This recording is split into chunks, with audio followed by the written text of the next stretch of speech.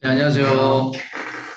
자, 우리 돌돌방 강정원 박사의 이번에 이제 오늘 영상은 2025년 대비 2기 3주차 오늘 쟁점에 대해서 한번 이 보충 적인 설명을 좀 해드리도록 하겠습니다. 수업 시간에는 좀 공부적인 측면만 위주로 이렇게 하다 보니까 강평 시간이 좀 짧고 하다 보니까 하여튼 그에 대한 이제 어떤 배경 뭐 이런 것들은 제가 설명을 잘 못해서 이번 이제 2기에 출제한 문제들의 어떤 배경, 그리고 또 행정고시나 또는 이제 변호사 시험, 그 다음에, 입법고시, 그 다음에 뭐, 다른 이제 노무사, 이런 시험에서 출제되는 이제 행정법 문제와 우리의 문제의 어떤 차이점, 이런 것들을 한번 제가 설명을 해드리면서 여러분들이, 다른 시험과 이제 우리 시험의 좀 차이점, 이런 것들을 좀 잘 여러분들이 구분을 해서 시험에 이제 응하시면 좋을 것 같습니다.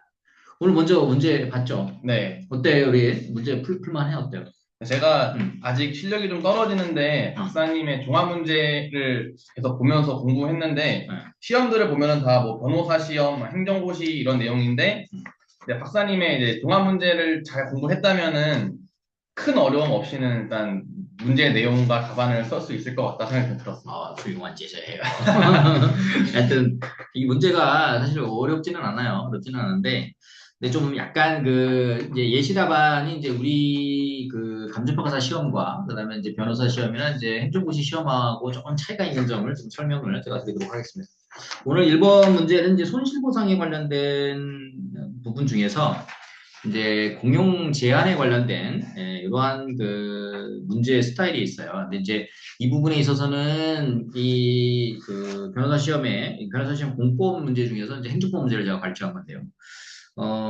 이 변호사 시험이라든지 행정고시에서 이제 이런 문제가 나오게 되면은 예시 답안이 이제 제가 드린 예시 답안하고 좀 다르게 어떤 헌법적인 구조, 그 다음에 경계제 분리론 이렇게 해서 이제 정리를 했어요. 근데 제가 이제 거기에 내용도 우리는 오늘 스터디 자료 3페이지 보면 이제 그런 내용들 제가 잠깐 적어놨는데 이게 지금 저희하고 좀 차이점이 있어요. 왜냐면은 행정고시하고 이제 특히 변호사 시험은 이 공법 문제에서 이 헌법 문제하고 그다음에 행정법 문제를 다 같이 다루고 있어요. 같이 다루고 있는데 우리는 행정법 영역 중에서 손실보상 파트를 또 따로 다루고 있잖아요. 그렇죠? 그러다 보니까 경계분리로는 어떤 헌법적인 구조를 설명하는 문제고 직접적으로 이게 손실보상의 대상으로서 어떤 기준으로서 적용될 수 있느냐라는 거를 이제 물어보는 문제여서 일반적인 경계분리론 분명히 쓰신 분들이 있었을 거야 오늘 아마.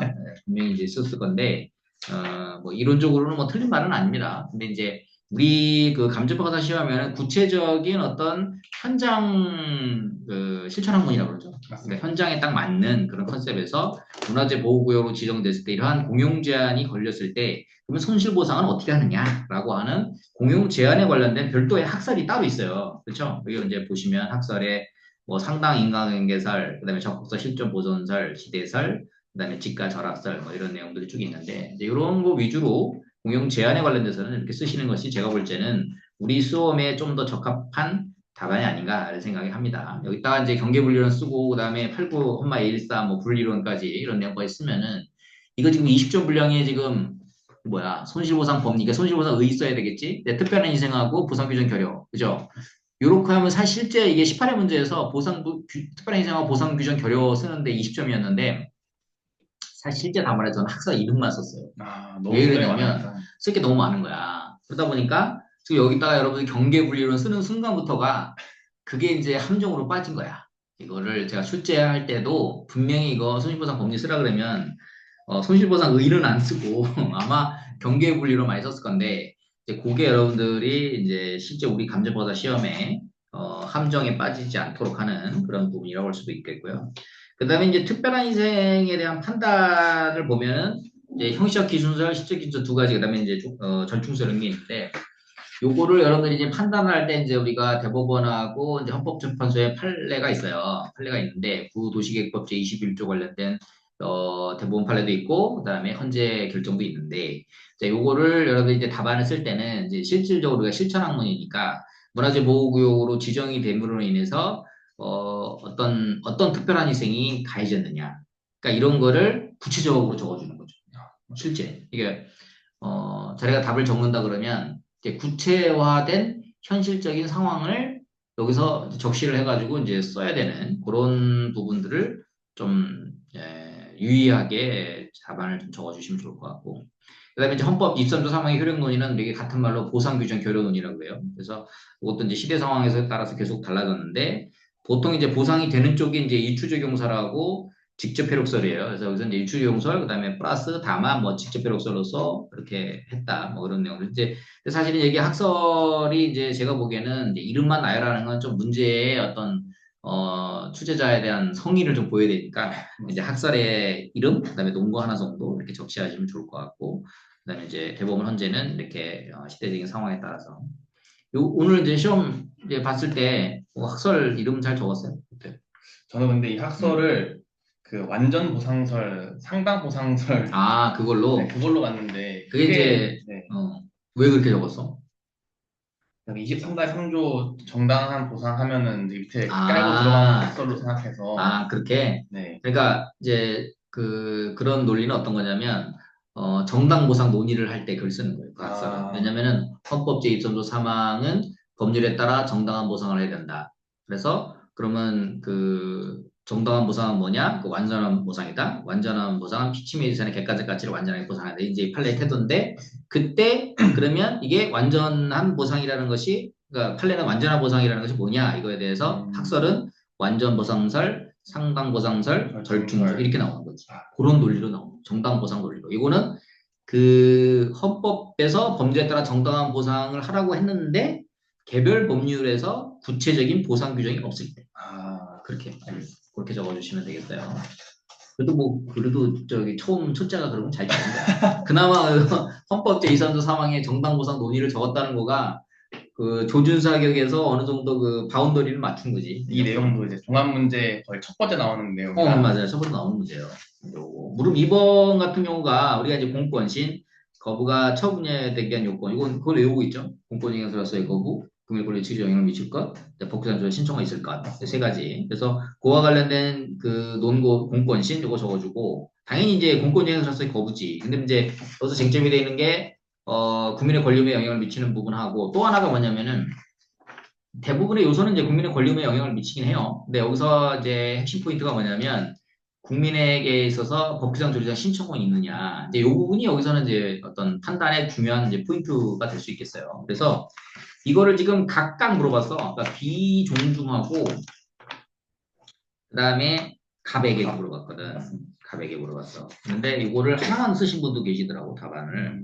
각각 물어봤는데 비종중과 그다음에 갑에 대해서 이렇게 물어봤는데 그거를 하나만 지금 썼어요. 그렇게 하면 안 되고 둘 다 종중하고 그거를 문제도 그렇게 됐을걸 내가 그지?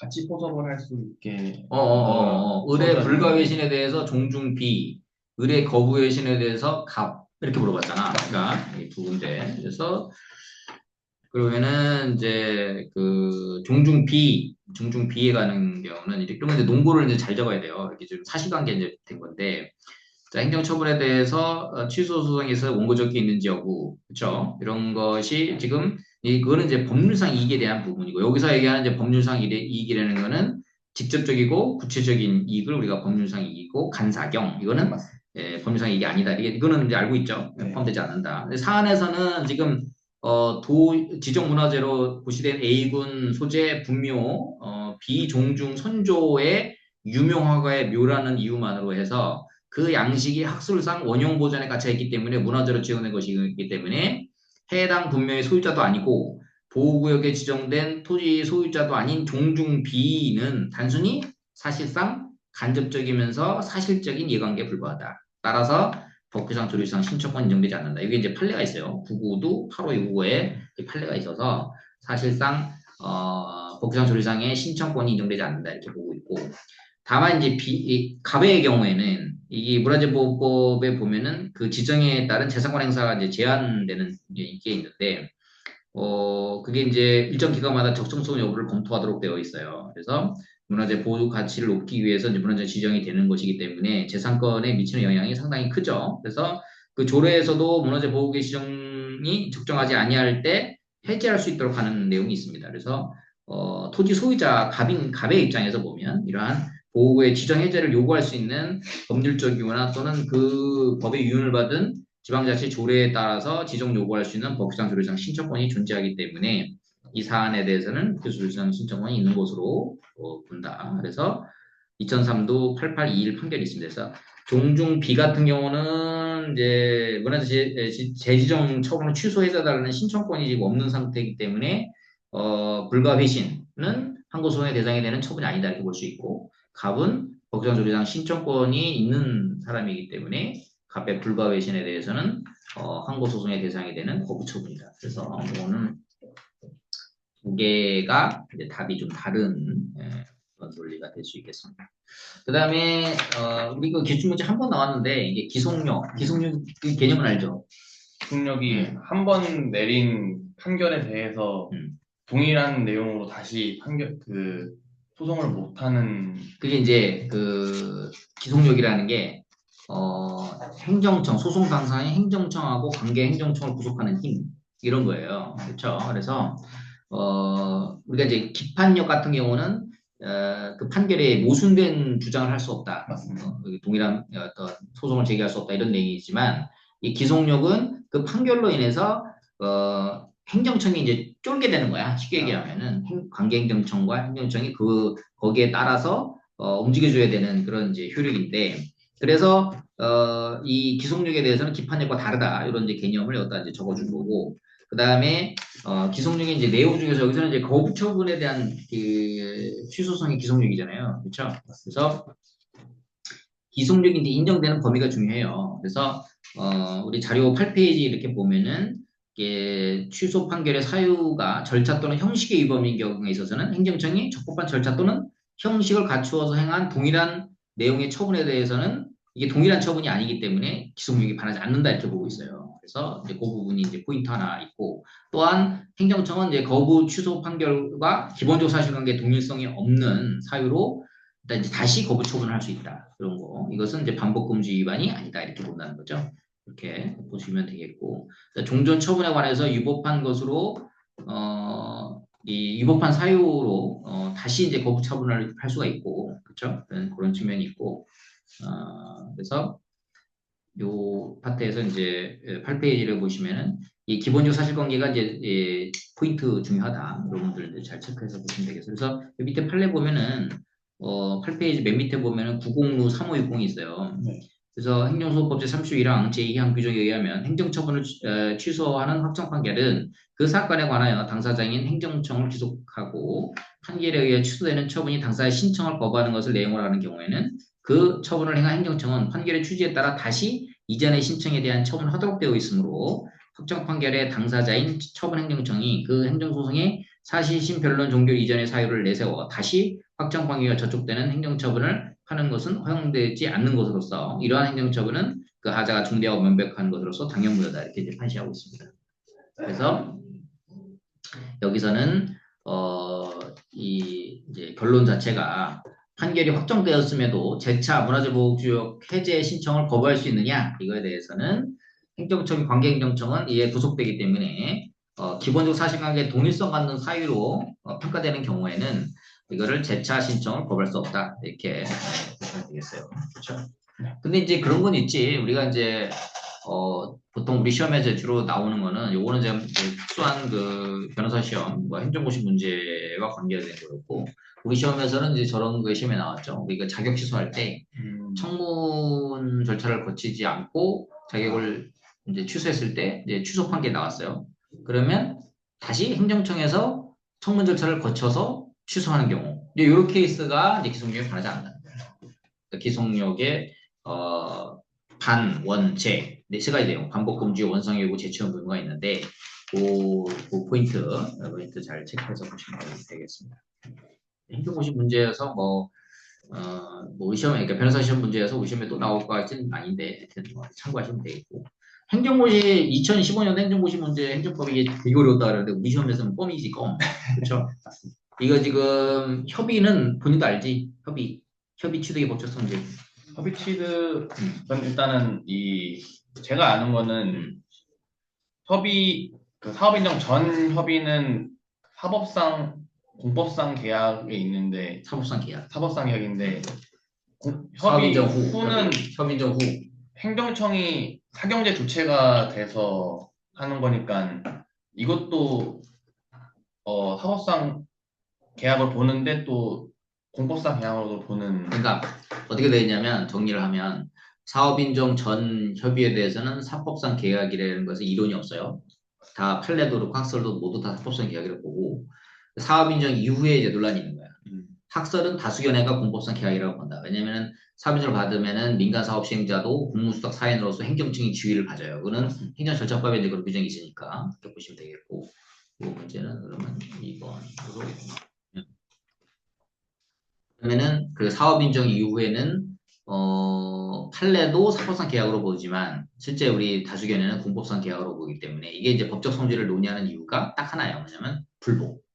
이걸 민사소송을 할 거냐, 행정소송을 할 행정소송할 거냐. 거냐. 근데 이제 판례는 사업 인정 전후 모두 다 민사소송으로 한다. 이제 이런 내용이고 이제 그 사업 인정 후 협의 다수견에 있어서는 공법상 계약은 공법상 당사자소송, 행정소송을 해야 된다. 뭐 이런 내용이 있는 거죠. 이거는 이제 쉬운 내용이었고, 그다음에 이제 그 사업인정 산업단지 지정 처분, 이제 사업인정 의제에 관련된 내용이 이거하고 그다음에 그 이후에 하자의 승계, 그렇죠? 절차의 하자로서 지금 수용재결 단계에서 지금 산업단지 지정에 대한 사업인정 의제가 지금 취소 소송이 제소 기간을 도과했어. 그랬을 때 수용재개를 다투면서 사업인정 위법을 주장한다. 이게 이제 전형적인 절차의 하자. 절차하자가 있어가지고 어떤 절차하자가 있어서 선행처분이 절차하자가 있어가지고 그게 이제 불가정이 발생해 버렸을 때 후행 행정 작용을 다투면서 선행적 위법을 주장한다. 이게 하자였습니다. 맞습니다. 절차의 하자는 종국적인 하나의 그러니까 그 실제 시험장에서 절차의 하자하고 하자의 승계를 헷갈리는 그 중에 하나가 뭐냐면 절차의 하자는 하나의 처분을 가지고 그 반드시 거쳐야 될 절차를 거치지 않았을 때 이제 절차의 하자가 되는 거고 종국적 처분을 하기 전에 반드시 거쳐야 될 절차를 거치지 않았을 때 예를 들면 뭐 자격 취소할 때 청문을 거치지 않았다든지 그 다음에 그 사업일정 고시할 때 그 공익성 검토를 하지 않았다든지 아니면은 이해관계를 의견 청취를 하지 않았다든지 이게 이제 전형적인 절차의 하자지 종국적인 처분을 하게 앞서서 거쳐야 될 절차를 거치지 않았을 때 그런데 그 절차에 대한 종전에는 주로 침입적 행정 작용에서만 주로 시험에 나왔어요.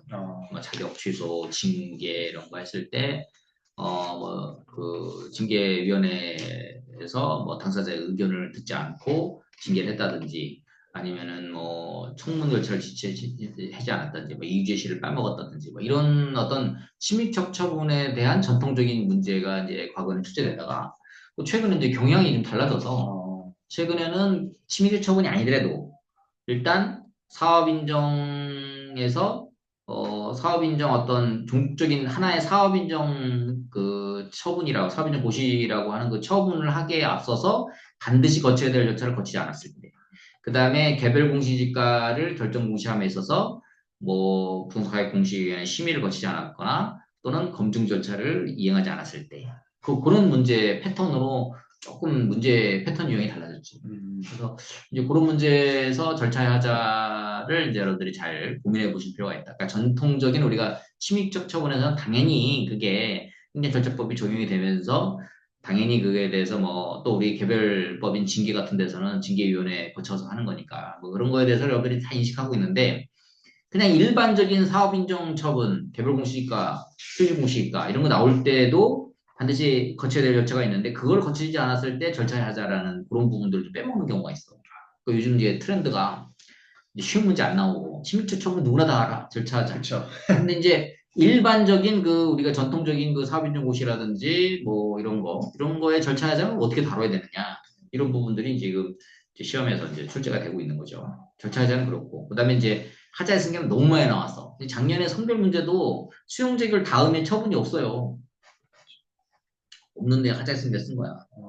그리고 막 과락을 줘버린 거지. 거의 뭐. 그렇게 헷갈린 이유가 그 왜 그러냐면 사람들이 맨 뒤에다가 단서 조항에다가 뭐라고 하냐. 그렇지. 불가능이 발생했다. 제소견 도과했다. 이런 말이 있다 보니까 이거 하자 쓴 게 아니야. 근데 그게 불가항력이라는 게 하자승계를 쓸 때 나오는 키워드 중에 하나죠. 하나죠. 하나긴 한데 그 떨어뜨리려고 일부러 그러니까 수용재결에 대해서 더 이상 다투지 못하는 이제 불가능이 발생했다.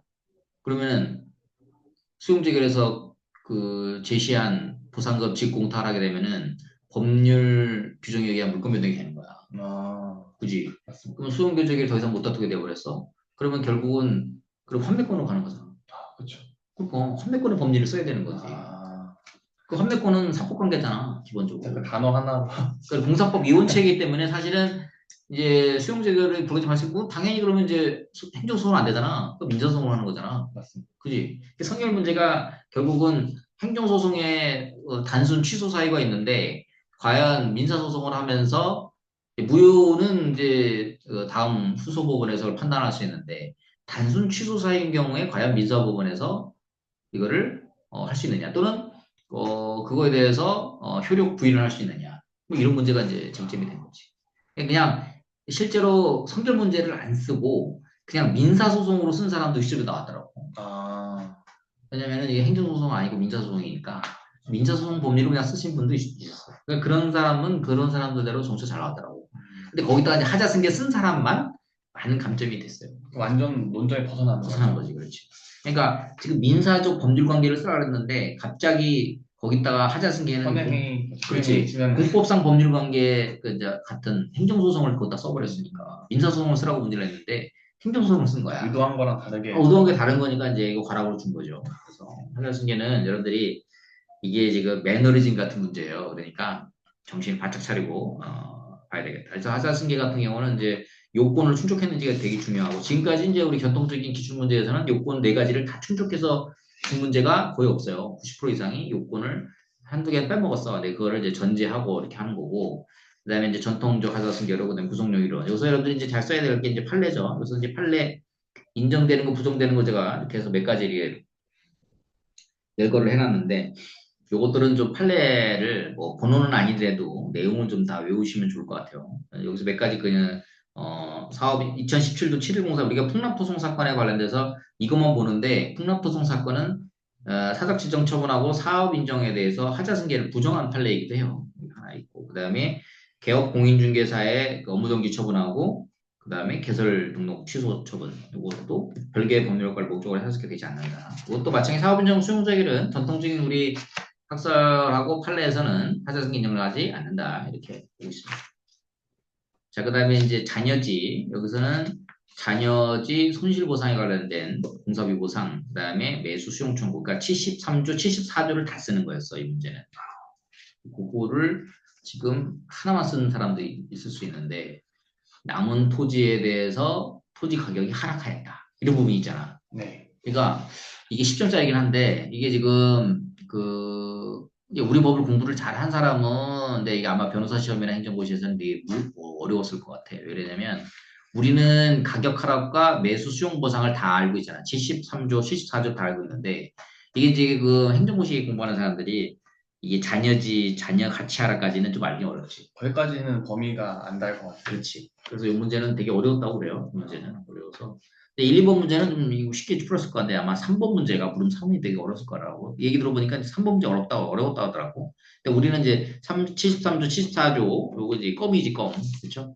그래서 이거 내용 적어주고 그다음에 이에 대한 불복, 이의 신청, 그다음에 취소소송, 보증소. 특히 이제 보증소 잘 적어주는 게 포인트였고 이 자녀지에 관련돼서는 과연 취소소송이 이게 이제 쓰긴 쓰는데 이게 실효적인 권리구제 수단이냐라는 그런 부분들이 있어요. 그래서 이게 이제 시골 땅 같은 경우 당연히 짜투리 땅 사주면 좋잖아. 그렇죠. 그지? 근데 이게 강남의 짜투리 땅이었다. 그건 좀 얘기가. 이게 달라지잖아. 이게 이제 강남 쪽에서 이게 한 평인가 두 평이 50억에 팔린 케이스가 있어. 왜 그러냐면 이게 이제 그 도로 주도로의 진입로에 앞에 있는 두 평짜리가 있는 거야. 근데 뒤에 그게 이제 도시개발을 막 하는데 금땅. 금싸라기 땅이 금싸라기. 근데 이게 민간 사업으로도 하는 거야. 그러니까 이 두 평 안 사면은 할 수가 없는. 그렇지. 두 평 안 사면은 사업 자체를 할 수가 없잖아. 그러니까 뭐 몇십억이고 주고 사는 거야. 그게 막 내가 듣기로는 사이드로 들은 건데 한 50억 줬다고 그래. 두 평이면은 6.6m 제곱미터인데. 사실 뭐 강남이 한 평은 뭐 뭐 매덕도 하잖아. 그쵸. 매덕도 하긴 해. 매덕도 하긴. 테헤란도 막 매덕하잖아. 매덕하는데 뭐 한 55년 먹은 건데 그렇지. 그게 이제 도로로 편입됐을 때 그거를 수용 재결 취소를 내가 만약에 자네가 만약에 강남 두 평이 그게 뒤에 도시개발 사업 있어가지고 그게 지금 두 평이 지금 55개 팔릴 수 있는 상황인데 그거를 수용 재결을 해가지고 한다. 무조건 물고 들어서요. 그렇지. 완전 물고 그러니까 들어요. 이거는 사실은 보증소보다는 그런 경우의 수는 취소 소송도 실이 있을 수는 있겠더라. 그죠? 그런 경우에는 예외적인 경우지. 일반적인 경우는 여러분 그 뭐 강남 뭐 저 테헤란로를 수용해가지고 하는 경우는 은치 않지. 거기 뭐 거기 저 사업하려면 뭐 수백억 있어야 되니까 뭐 어렵고 사실은 이게 짜투리의 기본 개념은 농림지역, 자연녹지 이런데 뭐 농로 같은 거, 뭐 이런 거 편입되는 거, 이런 거 생각해 보시면 되겠어요. 특히 이제 어떤 뭐, 저기 그 경기도 외곽 지역에 이제 그 도로공사, 이렇게 도로 툭툭 뚫리는 데 있잖아. 뚫릴 때, 그렇지. 그럴 때 이제 뚫릴 때, 짜투리 딱 남았을 때 이제 잔여지를 경우는 이제 이게 거의 99%는 이제 다 이신청 보증소가 놀리고, 요거 이제 그 85조 1항 요거는 그렇죠. 요거는 이제 강남 같은 거. 강남. 이런 수학 땅은 케이스일 때. 특수한 케이스는 예외적으로다가 실익이 어느 정도 있다. 예시다반은 내가 그런 얘기 썼어요. 이게, 약간 이게 이제, 잔여지 수용재결에 대한 취소소송이 가능은 하지만, 뭐 실효적 방법으로는 볼 수 없다. 예외적인 경우가 강남, 뭐, 테란로, 짜투리 땅, 뭐 이런 것들이 이제 예외적으로 한번 생각해 볼 수 있는 게 되겠죠. 자, 그 다음에 이제 구회 변호사 시험, 이거 껌이지껌 이런 거, 그쵸? 3번. 오늘 그 잔여지도 그렇고 아주 이런 부분을 집중적으로 물어봤어요. 그래서 여러분들이 다른 자기소 시험에 쫄까봐 제가 냈는데, 그쵸? 쫄 일이 하나도 없습니다. 그래서 재결에 대한 이의, 수용 재결 개념 적어주고, 그다음에 이의 신청, 특별법 상경 심판, 그다음에 뭐 재결에 대한 취소 소송, 특히 무효동 확인 소송, 그다음에 이제 보증소까지. 우리 법에 뭐라고 되어 있냐면은 그 행정 그 저기 행정 소송이라고 돼 있어. 그러다 보니까 취소 소송, 뭐 무효동 확인 소송, 그다음에 그리고 부작용 확인 소송 되는 거냐에 대해서는 논란 좀 있어요. 근데 이제 우리가 무효동 확인 소송은 판례가 있어. 취소 소송 뭐 대부분 판례가 많고 무효동 확인 소송 판례가 하나 있는 게 뭐냐면 생각나는 거 있어. 하나 있잖아.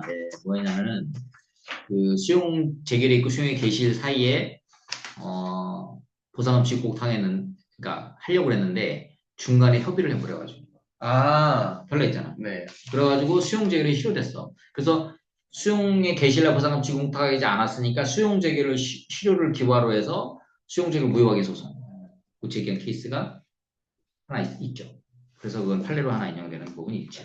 그렇죠. 그래서 이 수용 재결에 대한 불복에서 포인트는 사실 뭐 그런 이제 일반적인 건데 특히 이제 2008 154 수용 재결과 이의 재결 중에서 소외 대상은 원처분주의보다 수용 재결이 소외 대상이 된다. 그 다음에 보상을 낮게 줬을 때 다툰다. 그러면 이거 이제 반복되잖아요. 이건 간략하게 좀 실제 시험에서.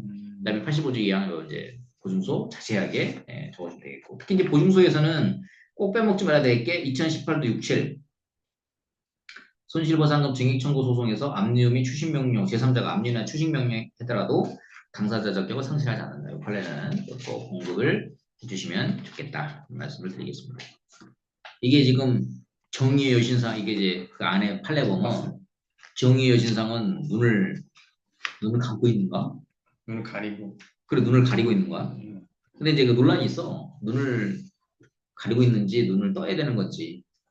근데 이 판례에서 보면 눈을 부릅떠야 된다 뭐 이런 말이 있어. 정의가 사실 눈을 부릅떠줘야 되죠. 그렇죠?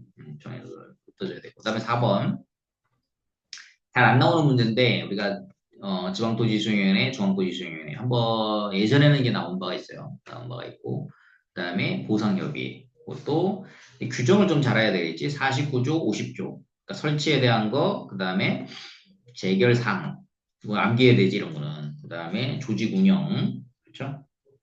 실제로 제가 이제 지방도시수행위원 해보니까 참 여러 가지 고민이 있더라고. 다른 사람 재산권을 이게 이제 수용 재결했을 때 그 재개설 정본에 그 위원들 이름이 쫙 뜨면서 김용 날인하도록 돼 있어. 그래가지고 거기서 이제 쭉 그 이름이 쫙 뜨는 거지. 그 내가 그 어떤 분이 갖고 왔더라고 나한테 이의 신청한다고.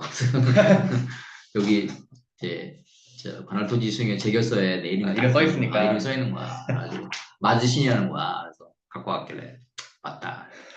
이의 신청하시라. 이의 신청. 제결서 정보를 송달받느라부터 30일 30일. 하셔야 된다.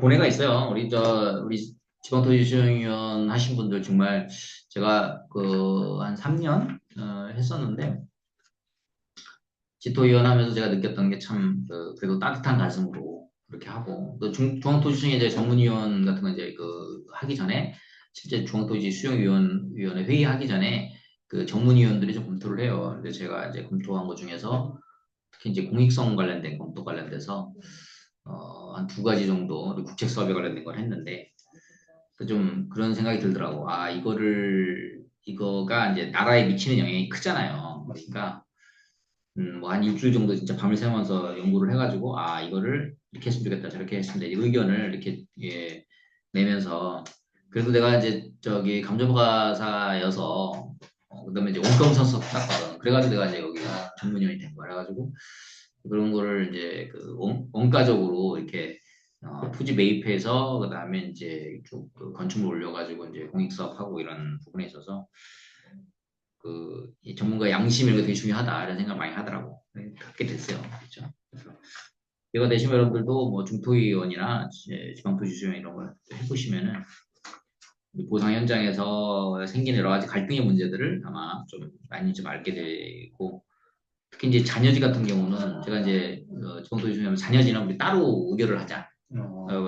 묶어가지고 하지 않고 자녀지는 이제 따로 이렇게 하면은 건별로다가 개별로 개별 필지별로 이거를 인용할 건지 기각할 건지 뭐 각할 건지 뭐 이런 거를 이제 따로 이렇게 예전에 이제 심의를 했었어요.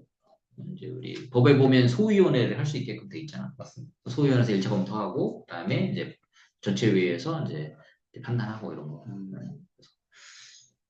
다른 이제 정토지 중에도 그런 거 좀 하면 좋을 것 같아요. 왜냐면 국민의 재산권을 보호하는 이제 최후의 보루가 우리 이제 관할토지 수용회니까 그죠?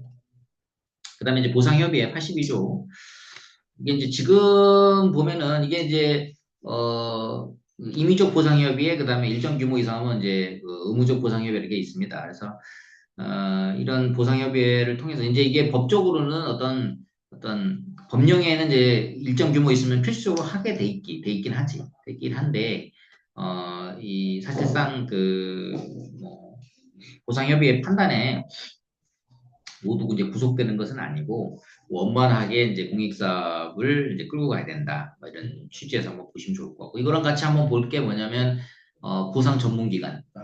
보상 전문기관이 지금 LH 농어촌공사가 많이 하더라고.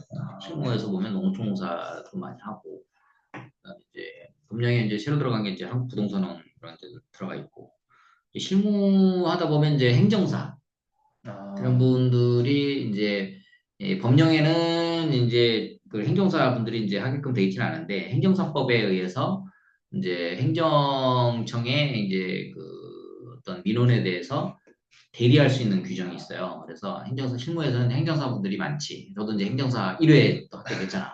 그래가지고 그때 그 행정법 수석으로 붙었어요. 네, 근데